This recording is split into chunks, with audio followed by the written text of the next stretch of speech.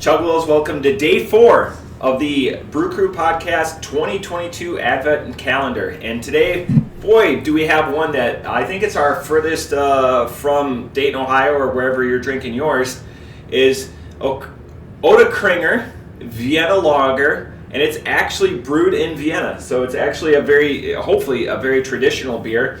It comes in a pint can. And where's the booze stats on it? Son of a gun. Should have had this prepared. I will get back to you. But again, the ingredients: German purity laws, water, malted barley, hops, and it contains wheat. So again, German purity laws. Not a lot going on here. Let me get the ABV on this for you. But while I do that, I'm actually pulling it from their website, which is Ottakringer, so Ottakringer, Brauer, so brewer, but in Austrian, Brauerei.at, which is the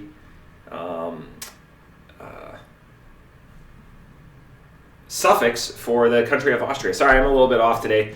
Long day today, just trying to hopefully knock this one out of the park for you guys. And the ABV on this one is 5.3%. Let's just make sure I got it. So if you go to their website, the beauty of their website is, one, you only have to be 16. So they do an age check, but you only have to be 16 to see their website.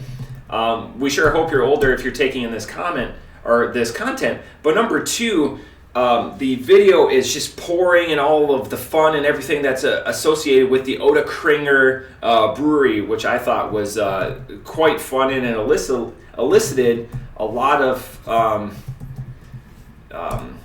like mouth, presumptive excitement for me. Like, hey, this is the beer that I'm going to be cracking into. And again, ABV 5.3. Okay, so I'm going to go with the crack. And again, pint can, 5.3, traditional Vienna Lager. Well, that's quite good. You don't want this to warm up. It's as German or as Austrian, again, as you can get, where it really is just a balance of those 4 ingredients. And then you don't have, like with a lot of American beers or IPAs or whatever, you don't have a lot of room to put adjuncts in there and hide them and hide the inconsistencies that you have in the beer. But back to the brewery. I can't go through their history for you guys, so I welcome you to go check out their website.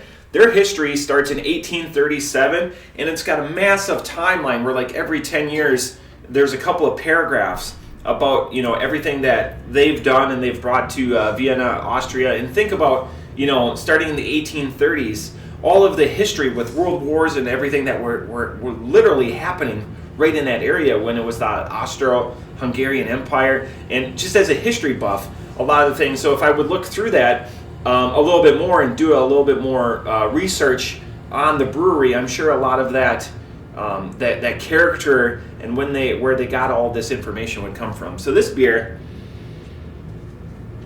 offers no surprises. It's exactly what you want from like a full-bodied Vienna Lager.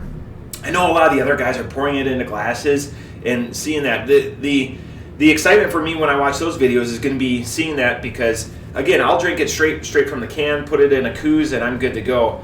Like a lot more mellowed out. So like I put like a Czech Pils or like a Pilsner or Kel. It's got, not in a negative way, like a skunk to it. This is a much more mellowed beer, a lot more measured. It lets you know that you're drinking a beer. By no means does it not have character or anything like that.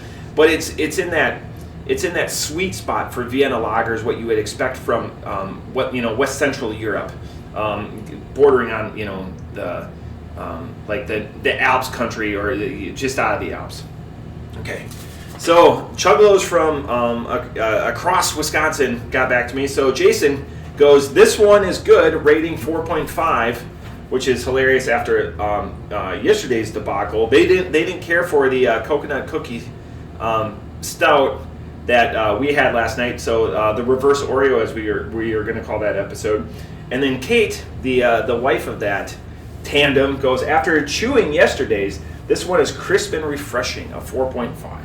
I don't know if I'm going to be that high as Jason and Kate happen to be on their beers, but let's see if I can bring up their picture. Look at that, sporting the Packer gear. That's awesome. And they poured theirs into a glass, and exactly, I'm showing it on 3 different screens, so I apologize for that. Thanks for sticking with Chuggalos. But you can see, that bold hue, that yellow brown or whatever that you would expect for like a Vienna Lager. So that's awesome. Again, something completely out of our wheelhouse. So if we go down, this is day 4. So day 1 was a DIPA. We've had probably the most popular style in the pod. Then we had a barrel-aged amber. Then we had a pastry stout. And now we're having a Vienna Lager. All over the place, and we're going to continue that. And that's, only a sixth of the way through this. Sorry, Stacey. I'm finding as I go through this, and like yesterday I was pretty beat up, as you guys all saw. And I was getting to this, and I was like, man, I'm kind of, I'm really low energy.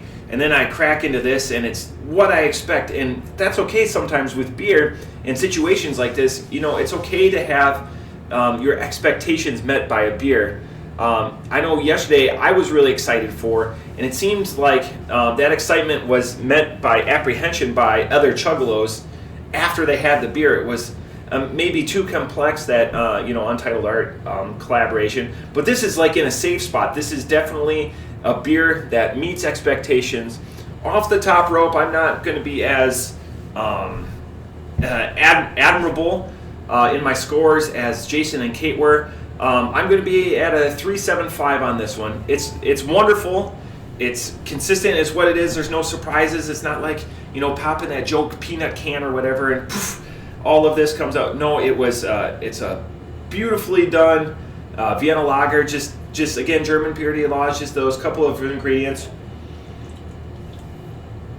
Best when it's super cold. You don't want this to be like a stout or something like that to breathe and to gain any momentum on that temperature. And just like that maltiness of it, it's wonderfully balanced. Again, it's not skunkier like the Pilsner Urquell or Czech Pils or whatever, and skunky in a positive way, because that's kind of like the signature of those types of beers, especially in that Austria, Czechoslovakia, Slovakia, that place in the world.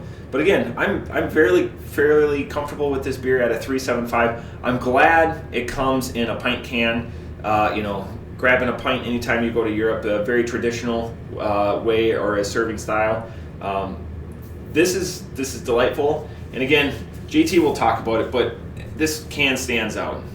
Beautiful. It's not gimmicked or anything. It's just the the seal of the Ottakringer, and malty and authentic. And look how they could have easily put another word there, but they left it off balance, and I like that. That's like a signature of, hey, we know who we are, and we're gonna run it down, and we don't need a lot of gimmicks to get there. I like gimmicks, but sometimes just delivering a quality product. I know on their website they have Kolsch, they have Hell's, not a lot of fancified stuff that we need to keep the American public interested, but I think that they do quite well, and I would assess that they do quite well in Austria.